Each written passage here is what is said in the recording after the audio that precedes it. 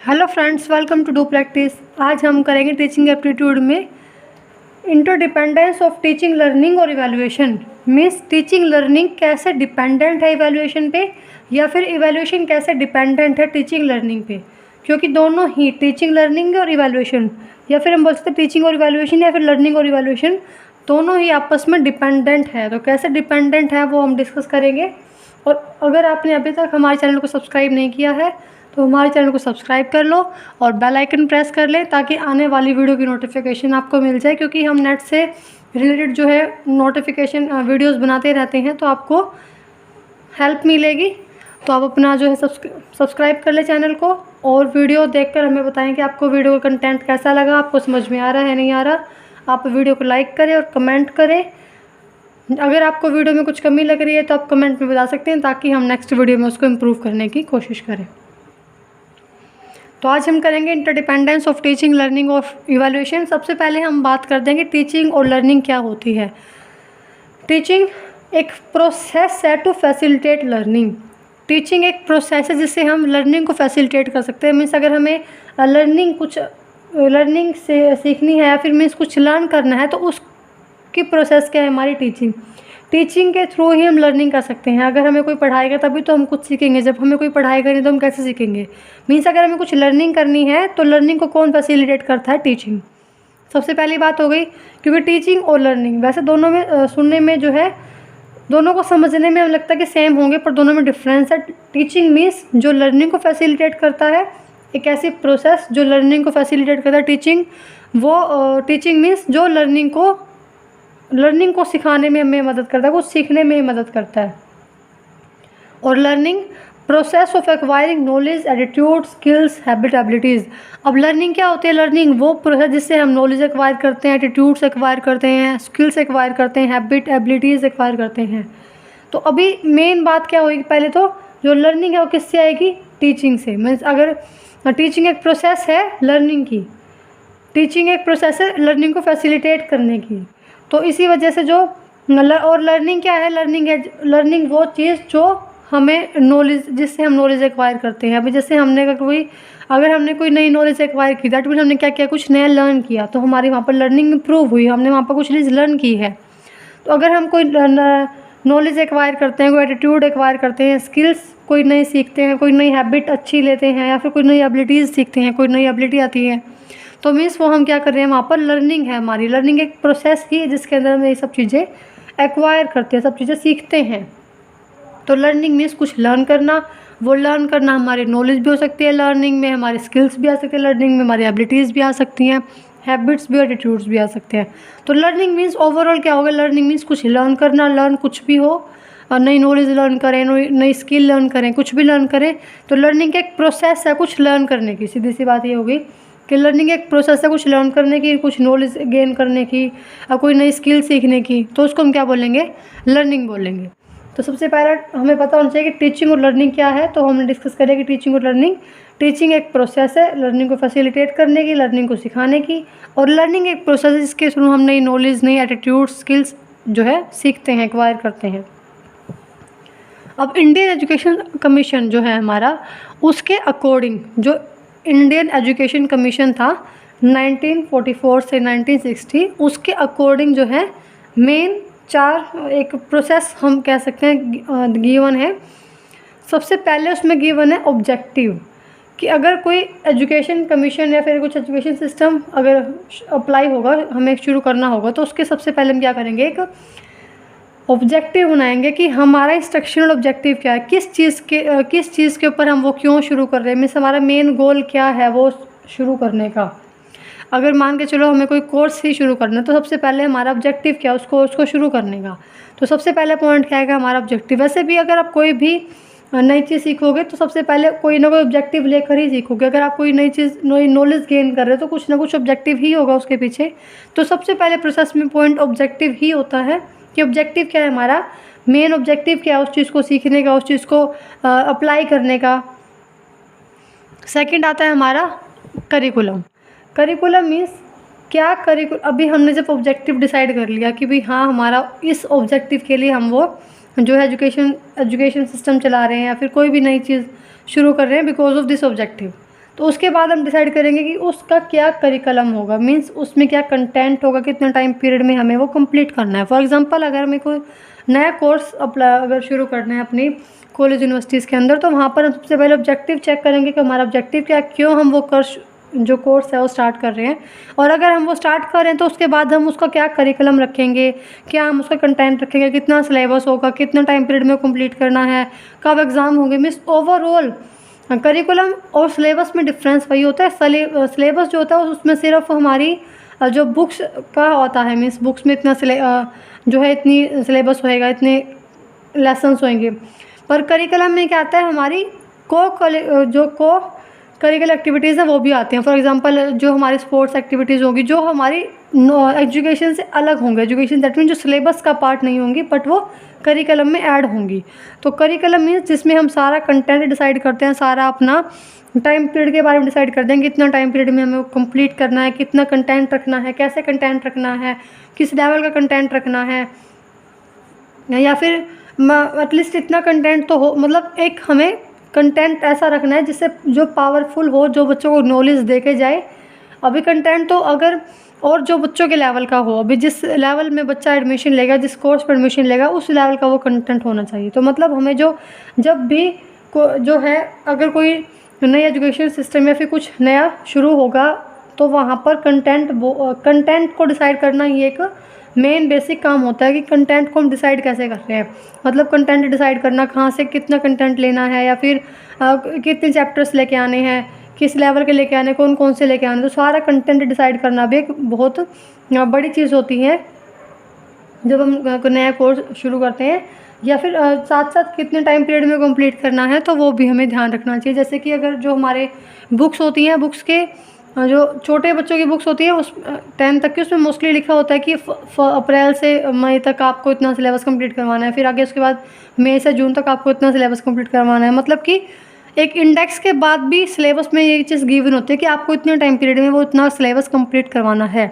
तो मीन्स वो time period भी डिसाइड करते हैं साथ साथ करिकुलम के अंदर कि हमें कितने टाइम पीरियड में कितना सिलेबस कंप्लीट करवाना है, क्योंकि ऑलमोस्ट हमें 6 मंथ्स मिलते हैं टाइम कंप्लीट करवाने के। फिर भी वो टाइम डिसाइड करते हैं करिकुलम में कि एक मंथ में इतना सिलेबस हो जाएगा, फिर नेक्स्ट मंथ में इतना हो जाएगा, फिर थर्ड मंथ में इतनी रिवीजन चलेगी, इतने टेस्ट्स चलेंगे। तो सब कुछ जो है करिकुलम में डिसाइड होता है। उसके बाद नेक्स्ट है मेथड्स। तो जब हमारा करिकुलम डिसाइड हो गया, ऑब्जेक्टिव हो, सबसे पहले ऑब्जेक्टिव देख लिया हमने कि किस ऑब्जेक्टिव के लिए हम वो स्टार्ट कर रहे हैं। उसके बाद फिर हमारा क्या करिकुलम होगा वो डिसाइड हो गया। उसके बाद हम थर्ड मेथड पाएंगे, थर्ड प्रोसेस के पॉइंट पर आएंगे। मेथड दैट मीन किस टीचिंग मेथड का हम यूज़ कर रहे हैं, कौन से मेथड को यूज़ करेंगे। टीचिंग मेथड बहुत सारे होते हैं, लेक्चर मेथड है, ब्रेनस्टॉर्मिंग मेथड भी होता है, या फिर डेमोस्ट्रेशन मेथड है। तो किस टीचिंग मेथड का हम यूज़ करेंगे उस मेथड को भी डिसाइड करते हैं हम अपनी इंडियन एजुकेशन सिस्टम जब के अकॉर्डिंग। सबसे पहले ऑब्जेक्टिव डिसाइड होगा, उसके बाद करिकुलम, उसके बाद मेथड। जब करिकुलम डिसाइड होगा तो करिकुलम में कंटेंट जिस लेवल का होगा, जिस अकॉर्डिंग कंटेंट डिसाइड किया होगा, उसी अकॉर्डिंग हमें टीचिंग मेथड यूज़ करने पड़ेंगे। फॉर एग्जांपल अगर कोई कंटेंट में कोई ऐसा पार्ट है जो प्रैक्टिकली ही होगा तो हमें वहाँ पर डेमोस्ट्रेशन मेथड यूज़ करना होगा ताकि वो चीज़ डेमो करके दिखाई जाए, उस चीज़ जल्दी समझ में आए। वो अगर वो चीज़ प्रैक्टिकल है और हमने टीचिंग मेथड यूज़ किया, सिर्फ लेक्चर मेथड हम लेक्चर देके चले गए और बच्चों को कुछ समझ में नहीं आएगा। तो सबसे ये भी एक ज़रूरी चीज़ है कि हम साथ साथ मेथड भी वही डिसाइड करें जो कंटेंट के अकॉर्डिंग सूटेबल हो, जिससे कंटेंट समझ में आए। अब कंटेंट थ्योरेटिकल है, हम प्रैक्टिकल समझाएं डेमो करके, या फिर कंटेंट हमारा प्रैक्टिकल डेमो करने वाला और हम लेक्चर मेथड यूज़ कर रहे हैं, तो वहाँ पर दोनों जो है वो ना तो कंटेंट समझ में आएगा, ना वो मेथड से जो है वो जो कंसेप्ट है वो क्लियर होगा। तो इसी वजह से जिस अकॉर्डिंग हमारा कंटेंट होगा, जिस अकॉर्डिंग हमारा करिकुलम डिसाइड होगा, उसी अकॉर्डिंग हमें अपना मेथड यूज़ करना होगा। समटाइम्स ब्रेनस्टॉर्मिंग मेथड भी यूज़ करना हो जाता है कि हम एक ही टॉपिक दें, उसी पे अपने नए नए आइडियाज़ लेके आएँ बच्चे। तो मीन्स कौन सा मेथड हम ओवरऑल यूज़ कर रहे हैं तो वो भी हमें डिसाइड करना होता है। और उसके बाद लास्ट आता है हमारा इवैल्यूएशन, क्योंकि मेन कड़ी तो हमारी वही थी कि टीचिंग, लर्निंग और इवैल्यूएशन कैसे डिपेंडेंट है। तो इवैल्यूएशन का मीन्स क्या होता है कि measuring the effect of teaching method and try to improve it. कि इसमें हम क्या करते हैं, जिस टीचिंग मेथड का हम यूज़ कर रहे हैं, जिस भी टीचिंग मेथड का हमने यूज़ किया है, उसको उसके इफ़ेक्ट को हम मेज़र करते हैं, उसका इफ़ेक्ट कैसा है। जब फॉर एग्ज़ाम्पल अगर हमने एक लेक्चर मेथड यूज़ किया। अब वो यूज़ करने के बाद हम चेक करेंगे कि उस मेथड का कितना इफ़ेक्ट हुआ बच्चों के ऊपर, उस मेथड से कितना समझ में आया है। अगर हमने लेक्चर मेथड यूज़ किया है और वो लेक्चर मेथड हमने यूज़ किया पर बच्चों का कोई रिस्पॉन्स नहीं है कि उनको कंटेंट समझ में आया है नहीं आया है, तो फिर वहाँ पर हम उस टीचिंग मेथड के इफ़ेक्ट को मेज़र करेंगे कि कैसा उसका इफ़ेक्ट है, बच्चों को समझ में आ रहा है नहीं आ रहा। और उसको मेज़र करने के बाद हम करेंगे try to improve it, means हमें उसको इम्प्रूव करना है, सिर्फ मेज़र करके नहीं छोड़ना। हमें पता चल गया कि लेक्चर मेथड का जो रिस्पॉन्स अच्छा नहीं है और फिर भी नेक्स्ट टाइम हमने लेक्चर मेथड ही यूज़ किया, तो फिर इवैल्यूएशन करने का बेनिफिट क्या हुआ, क्या फ़ायदा इवैल्यूएशन करने का। इवैल्यूएशन करने का फ़ायदा तभी है जब हम उस मेथड को मेज़र करने के बाद जब हमें पता चल गया कि उसका इतना अच्छा रिस्पॉन्स नहीं है, तो हम उसको इम्प्रूव करें। Not only to measure the achievement, हमें सिर्फ अचीवमेंट को मेज़र नहीं करना है बल्कि ट्राई टू इम्प्रूव इट, उसको इम्प्रूव भी करना है। अगर हमने सिर्फ अपनी कमी को फाइंड आउट कर लिया कि कहाँ कमी है पर उसको इम्प्रूव नहीं किया, तो इवैल्यूएशन करने का कोई फ़ायदा नहीं हुआ। इवैल्यूएशन का फ़ायदा तभी है जब हम उसको चीज़ को मेज़र करने के बाद अगर हमें एनालाइज़ हम कर लिया है, एनालाइज़ करने के बाद हमें पता चला कि कहाँ कमी है, कहाँ उसका इफ़ेक्ट अच्छा नहीं है, तो हम वहाँ इम्प्रूव करेंगे। अगर हमने इम्प्रूव नहीं किया तो फिर इवैल्यूएशन का कोई फ़ायदा नहीं है। तो मेन बात क्या हुई कि टीचिंग की और इवैल्यूएशन में इंटरडिपेंडेंस है। टीचिंग और इवैल्यूएशन में टीचिंग करने के बाद हम चेक करेंगे कि हमारा कैसा इफ़ेक्ट है, मीन्स टीचिंग के बाद हम करेंगे इवैल्यूएशन, और अगर इवैल्यूएशन करने के बाद हम वापस करेंगे टीचिंग, क्योंकि इवैल्यूएशन हमने कर लिया। इवैल्यूएशन से हमें पता चल गया कि कोई टीचिंग मेथड में मिस्टेक थी, वो हम नेक्स्ट डे फिर से टीच करेंगे, फिर से जो है नई जो है टीचिंग मेथड यूज़ करेंगे। तो मीन्स सबसे पहले हम टीचिंग करेंगे, फिर लर्निंग करेंगे, फिर क्या करेंगे हम इवैल्यूएशन से हम पता लगाएंगे कि जो हमारी टीचिंग थी वो कैसी थी। ओवरऑल क्या इसका क्रक्स रहा कि इंटरडिपेंडेंस ऑफ टीचिंग लर्निंग और इवैल्यूएशन का, कि टीचिंग लर्निंग और इवैल्यूएशन दोनों आपस में डिपेंडेंट है। टीचिंग डिपेंडेंट है इवैल्यूएशन पर, इवैल्यूएशन डिपेंडेंट है टीचिंग पे। अब टीचिंग करने के बाद हम करेंगे इवैल्यूएशन कि उसका इफेक्ट कैसा रहा, और इवैल्यूएशन करने के बाद हम करेंगे टीचिंग कि वो इवैल्यूएशन करने के बाद टीचिंग में कितना इम्प्रूवमेंट आया, हमने कैसा उसको यूज़ किया। फिर टीचिंग करेंगे, फिर वापस इवैल्यूएशन करेंगे कि जो हमने आज मेथड यूज़ किया था कल से बेटर था या नहीं, कैसा उसका इफेक्ट रहा। तो इवैल्यूएशन दैट मीन जब हम टीचिंग मेथड को या फिर जो टीचिंग हम मेथड यूज़ कर रहे हैं उसका इफेक्ट कैसा है, पॉजिटिव है नेगेटिव है, कैसा रिस्पॉन्स है, और जैसा भी उसका रिस्पॉन्स है उसको मेज़र करने के बाद हम करेंगे उसको improve, try to improve it. हमें सिर्फ यहाँ पर मेज़र करके नहीं छोड़ना है, हमें उसको इम्प्रूव भी करना है। तो बिल्कुल सिंपल सा था ये कि इंडियन एजुकेशन सिस्टम कमीशन के अकॉर्डिंग 4 ही प्रोसेस में सिंपल 4 पॉइंट। सबसे पहले ऑब्जेक्टिव डिफाइन करना, उसके बाद करिकुलम डिसाइड करना, उसके बाद मेथड डिसाइड करना, मेथड के बाद हम करेंगे इवैल्यूएशन। जो भी टीचिंग मेथड हम यूज़ करेंगे उसका हम करेंगे इवैल्यूएशन कि कैसा उसका रिस्पॉन्स है कैसा नहीं है। जैसा भी रिस्पॉन्स होगा पॉजिटिव नेगेटिव उस अकॉर्डिंग हम अपना इम्प्रूव करेंगे। अगर नेगेटिव है तो वो मेथड ही चेंज करना पड़ेगा, और अगर पॉजिटिव है तो हम उसी मेथड में कुछ ना कुछ इम्प्रूवमेंट करने की कोशिश करेंगे कि वो मेथड जितना आज अच्छा है उतना और ज़्यादा कल इफेक्टिव हो। तो इवैल्यूएशन भी एक बहुत बड़ा पार्ट है। अगर इवैल्यूएशन ना हो तो टीचिंग भी कुछ काम की नहीं है। अगर हमने सिर्फ टीच करके छोड़ दिया कि भाई हमने कोई लेक्चर मेथड से यूज़ किया, लेक्चर मेथड से हम टीच करके उस चीज़ को इवैल्यूएट नहीं किया कि उसका रिस्पॉन्स कैसा रहा, तो फिर टीचिंग भी इतनी इफेक्टिव नहीं होगी। टीचिंग इफेक्टिव तभी होगी जब उसका इवैल्यूएशन होगा। तो जो टीचिंग है वो डिपेंडेंट है इवैल्यूएशन पे, ऐसे ही लर्निंग भी डिपेंडेंट है इवैल्यूएशन पे। तो सबसे पहले जो टीचिंग है वो फैसिलिटेट करती है लर्निंग को, मीन्स टीचिंग से ही हम लर्निंग करेंगे। जब कुछ टीच करेंगे तभी कुछ लर्न करेंगे।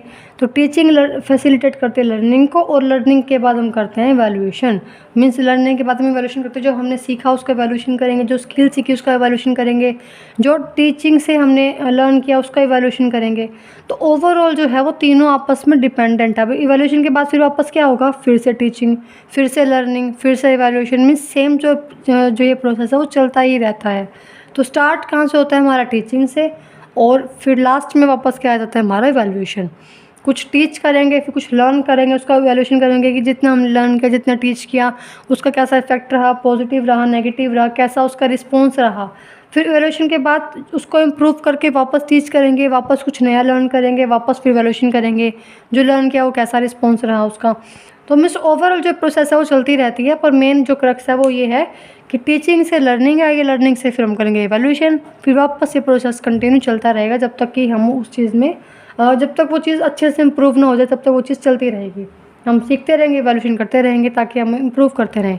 अगर इवैल्यूएशन नहीं होगा तो फिर हम इम्प्रूव भी नहीं कर पाएंगे। तो इस वजह से इवैल्यूएशन भी एक मोस्ट इम्पॉर्टेंट जो है पार्ट है टीचिंग का, क्योंकि जो टीचिंग है वो डिपेंडेंट है इवैल्यूएशन पर। टीचिंग हो इवैल्यूएशन होगा तभी टीचिंग इम्प्रूव होगी, और ऐसे ही इवैल्यूएशन डिपेंडेंट है टीचिंग पे। जब टीचिंग होगी तभी इवैल्यूएशन होगा, अदरवाइज इवैल्यूएशन किस चीज़ का करेंगे जब टीचिंग ही नहीं होगी। तो इसी वजह से दोनों डिपेंडेंट है आपस में। तो ये हमारा सिंपल सा टॉपिक था जो हमने डिस्कस किया। अगर आपको इस कंटेंट में, इस वीडियो में कुछ नहीं समझ में आया है तो आप हमें कमेंट कर सकते हैं। कमेंट सेक्शन आपके लिए ही है, आप कमेंट कीजिए, हम आपका रिप्लाई करेंगे उस कमेंट का। तो आप कमेंट कीजिए। अगर आपको पसंद आ रही है वीडियो तो लाइक कीजिए और चैनल को सब्सक्राइब कीजिए और वीडियो को शेयर कीजिए अपने फ्रेंड्स के साथ ज़्यादा से ज़्यादा।